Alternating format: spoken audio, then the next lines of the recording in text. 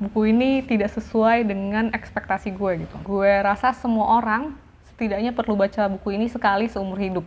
Buku berikutnya adalah sebuah buku yang terkenal banget dan mungkin akan menjadi sebuah karya klasik. Gue suka cerita.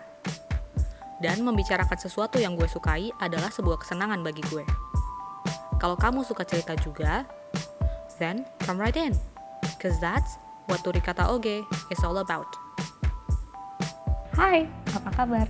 Semoga kamu ada dalam keadaan yang baik ya. Dan selamat datang kembali di kanal YouTube Turi Kata Oge. Dalam video kali ini gue mau membahas beberapa buku yang pernah gue baca dan ternyata pernah dibaca juga oleh beberapa idol Korea alias K-pop idol. Jika di antara buku-buku yang akan gue sebutkan nanti ada buku yang pernah kamu baca, feel free untuk berbagi pengalaman kamu atau pendapat kamu tentang buku tersebut di kolom komentar. Daftar kali ini akan gue mulai dengan buku yang gue DNF alias did not finish, yang artinya gue memang tidak mau lanjut baca atau menamatkan baca buku ini. Ini adalah buku yang udah gue beli sejak tahun 2017 atau 2018, nggak terlalu inget, tapi gue baru mulai baca tuh tahun 2020. Dan gue putuskan untuk tidak lanjut karena gue merasa covernya menipu, jadi buku ini tidak sesuai dengan ekspektasi gue gitu. Judul bukunya apa? Ini dia, Hector and the Search for Happiness karyanya François Lillard. Dan buku ini adalah buku yang dibaca oleh Suho dari EXO. Buku ini bercerita tentang Hector, seperti judulnya, di mana Hector ini adalah seorang psikiater yang cukup sukses di negaranya. Dia punya banyak pasien dan juga dia punya seorang pacar. Nah, suatu hari Hector menyadari bahwa orang-orang di sekitar dia itu tidak bahagia, termasuk pacarnya dan juga pasien-pasiennya. Oleh karena itu, Hector pun memutuskan untuk pergi ke berbagai negara untuk mencari tahu rahasia dari kebahagiaan. Negara asal Hector sendiri, sejauh yang gue baca, yang mana mungkin udah hampir 60% dari buku ini tuh gak pernah dikasih tahu gitu. Tapi kalau berkaca dari bagaimana Hector ini sepertinya didasarkan dari pribadi sang penulis sendiri yang juga adalah seorang psikiater dan berasal dari Prancis, kayaknya sih si Hector ini berasal dari Prancis ya. Di dalam perjalanannya, Hector itu akan mengunjungi beberapa negara di mana teman-temannya berada gitu, teman-teman lamanya. Di negara-negara tersebut dia akan memperhatikan nih, apa sih yang bikin orang seneng gitu. Hal yang cukup menarik juga menurut gue di buku ini adalah tentang penulisannya. Jadi tiap bab itu dimulai dengan kata Hector bla bla bla.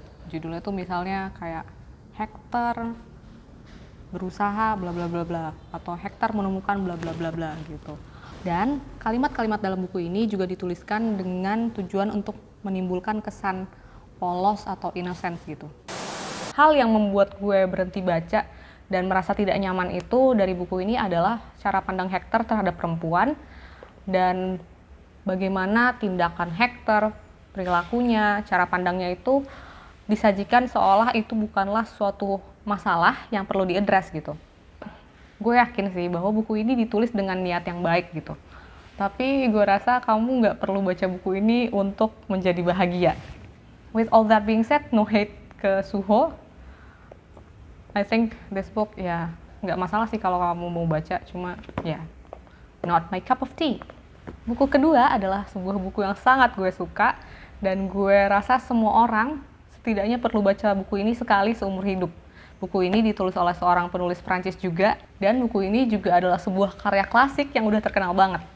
Dan judul bukunya adalah Le Petit Prince atau The Little Prince atau dalam bahasa Indonesia dikenal juga sebagai Pangeran Cilik, karyanya Antoine de Saint-Exupéry. Kayaknya gitu cara bacanya ya. Lagi-lagi gue tidak bisa bahasa Prancis, jadi maafkan saya jika pelafalannya salah.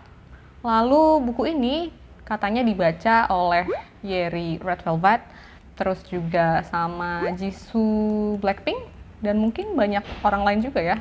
Buku ini bercerita tentang seorang pilot yang terdampar di sebuah padang gurun dan kemudian dia bertemu dengan seorang anak. Anak itu bernama Pangeran Cilik. Nah, Pangeran Cilik pun kemudian menceritakan pengalaman dia selama dia hidup atau tinggal di planet asalnya dan juga perjalanan dia ke berbagai planet kecil dengan segala macam keunikannya gitu. Buku ini memuat berbagai topik seperti cinta, persahabatan, masa kecil, menjadi dewasa, dan lain sebagainya. Meskipun buku ini tergolong sebagai buku anak-anak gitu dan ada banyak ilustrasi di dalamnya, tapi buku ini tuh menyajikan berbagai hal yang bisa mengaduk-ngaduk emosi kita dan juga bisa bikin pembaca merenungkan atau merefleksikan berbagai hal gitu. Dan gue seneng banget ngelihat relasi antara sang pilot dan pangeran cilik. Ini bener-bener buku yang tipis tapi sangat berbobot gitu. So I highly recommend it. Buku yang ketiga adalah sebuah buku dengan genre literary fiction yang memiliki unsur magical realism. Buku ini ditulis oleh seorang penulis yang biasanya menulis genre misteri detektif dan judulnya adalah Keajaiban Toko Kelontong Namiya karya Keigo Higashino. Dalam bahasa Jepang judulnya adalah Namiya Zakaten no Kiseki. Kalau bahasa Inggrisnya kayaknya The Miracles of Namiya General Store. Dan buku ini katanya dibaca oleh banyak banget idol Korea. Di antaranya ada Wonwoo Seventeen, terus ada Jin BTS, Songjin Day6, New The Boys, dan masih banyak lagi. Nah, buku ini berawal dengan Sota, Kohei, dan Atsuya, 3 orang pemuda yang baru saja melaksanakan aksi pencurian. Nah, di malam hari itu mereka tuh mencari sebuah tempat persembunyian dan akhirnya mereka pun sampai di sebuah toko kelontong terabaikan bernama Toko Kelontong Namiya. Di situasi malam yang hening tersebut, tiba-tiba ada sebuah surat masuk ke lubang surat toko kelontong tersebut dan isinya adalah sebuah surat permintaan konsultasi. Konon katanya, kakek Namiya, sang pemilik toko itu adalah seseorang yang sering memberikan sesi konsultasi via surat ke orang-orang gitu. Biasanya orang yang minta konsultasi ke dia itu akan ngirim surat dengan tidak mencantumkan identitas mereka, tapi pakai kayak nama pena gitu. Nah, di dalam buku ini kamu akan banyak melihat aksi surat menyurat antara orang yang minta konsultasi dan yang ngasih konsultasi. Dan buku ini kan dibagi menjadi beberapa bab. Kalau nggak salah ada 5. Dan setiap bab itu ada tokoh utamanya sendiri. Dan mereka tentunya punya permasalahan masing-masing. Dengan 5 tokoh utama yang berbeda dan tebal buku yang hampir 400 halaman ini, menurut gue, kamu sebagai pembaca akan punya cukup waktu untuk mengenal tokoh-tokoh tersebut dengan segala macam permasalahannya mereka dan juga latar belakangnya mereka, dan menurut gue itu menarik banget sih. Hal menarik lainnya juga dari buku ini adalah penulisan yang lugas, jadi kalimatnya tuh menurut gue sebenarnya nggak neko-neko. Dan penulis juga menariknya memasukkan berbagai peristiwa yang penting dalam sejarah Jepang dan bagaimana hal-hal tersebut mempengaruhi kehidupan tokoh-tokoh tersebut, baik secara langsung maupun tidak langsung. Hal yang menarik lainnya di buku ini juga adalah bahwa di sinopsis buku, di blurbnya, disampaikan bahwa setelah kejadian malam itu, ketika Shota, Kohei, dan Atsuya itu bersembunyi di toko kelontong Namiya, hidup mereka akan berubah sepenuhnya gitu. Jadi penasaran kan, kenapa sih hidup mereka bisa berubah gitu. So gue sangat merekomendasikan buku ini. Gue mungkin suatu hari nanti akan baca ulang karena dulu waktu baca buku ini belum gue anotasi gitu. So Keajaiban Toko Kelontong Namiya karya Keigo Higashino. Buku berikutnya adalah sebuah buku yang juga memiliki unsur magical realism dan ada kata tokoh-tokohnya juga. Dan kalau yang kali ini bukunya itu ditulis oleh penulis Korea. Nah, bukunya apa? Ini dia, Dallogut Toko Penjual Mimpi karyanya Imie. Dan buku ini merupakan buku yang direkomendasikan oleh Cha Eun-woo dari Astro. Hampir lupa. Yang gue punya adalah edisi lama, jadi belum direvisi cover dan judulnya. Kalau di sini kan tulisannya masih Dallogut ya. Tapi versi yang udah direvisi itu judulnya jadi Dallogut Toko Penjual Mimpi. Nah, buku ini tentang apa? Buku ini berlatar di sebuah tempat yang hanya bisa dikunjungi manusia dan hewan ketika sedang tertidur alias sedang bermimpi.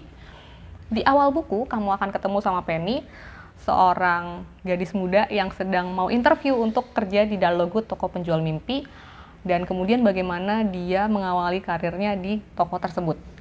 Kamu juga nantinya akan ketemu sama Dallogut, sang pemilik toko, lalu pegawai-pegawai toko dari berbagai lantai yang punya ciri khas masing-masing dan keunikannya mereka masing-masing, juga para produsen mimpi, dan tentunya mereka semua ini punya keunikan dan kisahnya masing-masing. Buku ini memiliki cukup banyak bab, dan setiap bab itu membahas tema yang berbeda gitu. Buku ini menurut gue membahas berbagai hal, mulai dari mimpi sebagai bunga tidur, impian alias cita-cita, kemudian juga etos kerja, bahkan sampai trauma gitu.